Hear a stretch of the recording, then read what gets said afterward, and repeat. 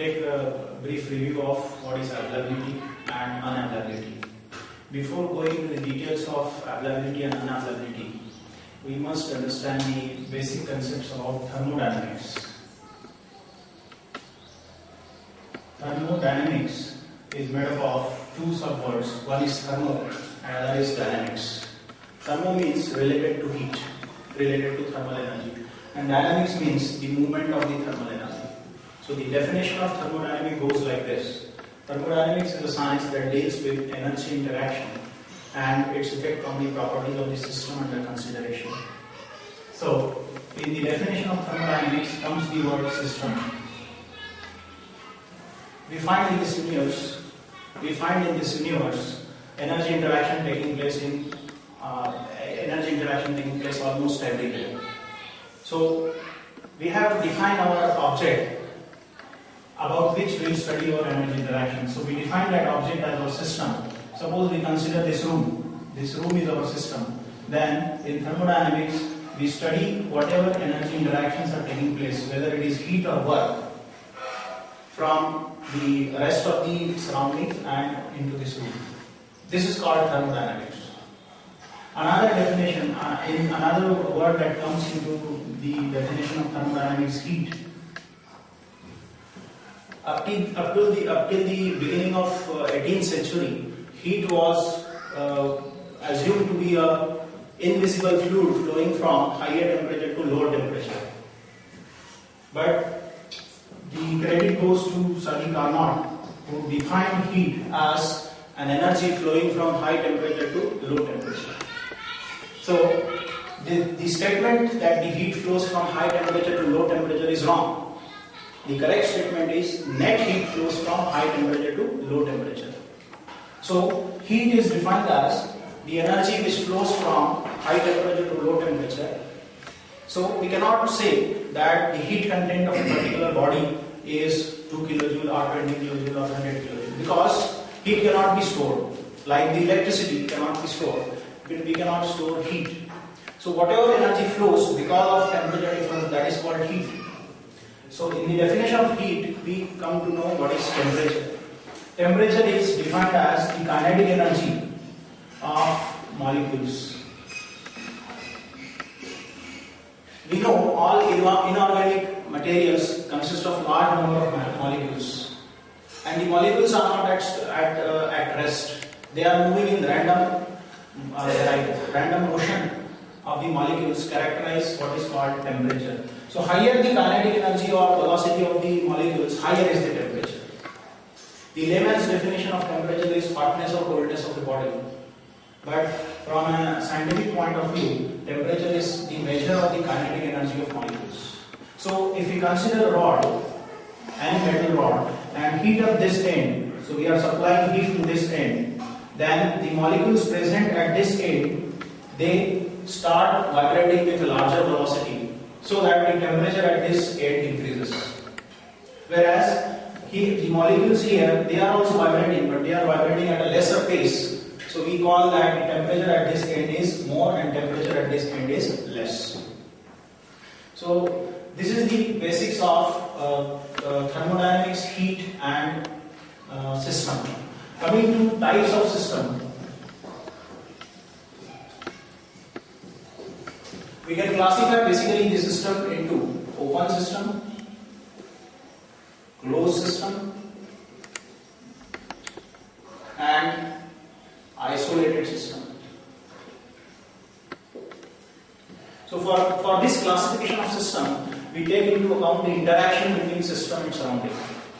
If the interaction between the system and surrounding is of both mass and energy, then that system is called open system. For example, if we consider our system as this room, then air is coming in, air is going out, and air has got its own energy. So energy and mass both are coming in, and energy and mass both are going out. So this room is an example of open system.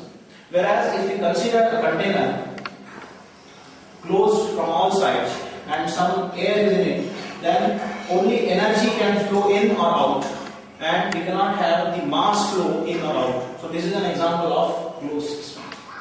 Isolated system is defined as a system in which neither mass nor energy can interact. So if you cannot supply any amount of energy to this, neither the energy is not coming out, then this system becomes isolated system. Best example is a thermos flask. In case of a thermos flask, the energy, heat energy or work energy cannot go in, neither it cannot come out. There is no question of mass interaction. So this is an example of isolated system.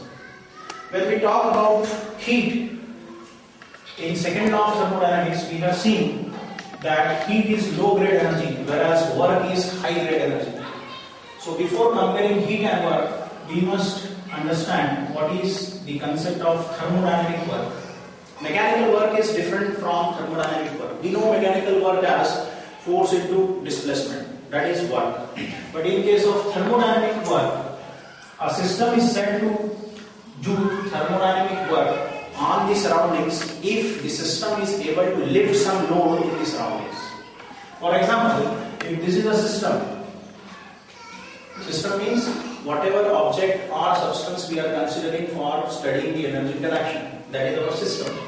Suppose this is our system, and if this system is able to lift some weight, however small the weight may be, if the system is able to lift the weight in the surroundings, then it is said that the system is doing work on the surroundings. Another example we can take of a simple battery having two terminals plus and minus. If we make our system as this battery, then whether the system is doing work on the surroundings? Yes. How? If you connect two wires, connect the motor, and the motor can lift a weight in surroundings. So by the battery, by our system, motor is running and weight is being lifted. So we say that this system is producing work or it is doing work on the surroundings. So in case of heat is said to be low grade energy, whereas work is said to be high grade energy. This is work and this is heat. This we conclude from second law of thermodynamics. So by the conclusion that heat is low grade energy, we mean that if we have some heat Q, say 100 kilojoule, if we supply this heat 100 kilojoule to some system, to some mechanism, and that mechanism is say producing work, then the heat is low grade energy. That is the reason that this work will not be equal to 100 kilojoule. So high grade energy, what we have obtained, is not equal to 100 kilojoule. This is the conclusion. Low grade energy is heat. So we cannot convert heat fully into work. Hence the heat is called low grade energy. Whereas we can convert work into heat fully. If we supply to this system 100 kilojoule work, then we can get 100 kilojoule heat as output. So work is said to be high grade energy and heat is said to be low grade energy. And from this concept of low grade energy, what is called available energy, this concept is developed. Because heat is low grade energy, we have two parts in any heat. Suppose this is amount of heat available with us. It has got two parts. One is available part and other is unavailable part. So this available energy or available part of heat is defined as the amount of heat that can be converted into work.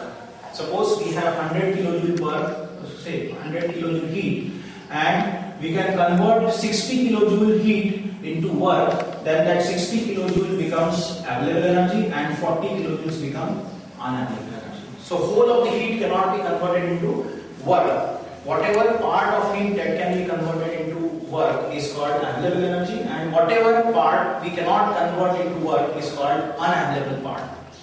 When we talk about available energy and unavailable energy, there is a lot of confusion between available energy and availability. Many books even say that available energy is equal to availability. But this statement is completely wrong. Available energy is that part of heat which can be converted into work, whereas availability is the net work output coming out from a system. For example, if we consider a system, for example, we consider a turbine. Now this turbine takes input as some heat and it produces some work in the form of rotation of shaft. Suppose this heat is 100 kilojoule, definitely will not get work as 100 kilojoules, say work is 60 kilojoules. Because heat is low grade energy. Then what happens to that 40 kilojoule energy? Because we have the law of conservation of energy. So energy should be conserved. Whatever input we have given, that must be balanced with the output. So the rest of 40 kilojoule heat energy is wasted, goes out as waste. So what is available energy in this case? If you apply the concept of available energy to this 100 kilojoule heat, then this 100 is converted into work 60 kilojoule. So see, this 60 kilojoule energy is available energy. And what else is coming out of this system is 40 kilojoule heat. In this heat also, we will have two components. One component is available energy and other component is unavailable energy. Because we have seen the definition of available energy. So we have some heat, that part of it which can be converted into available energy, which can be converted into work is called available energy.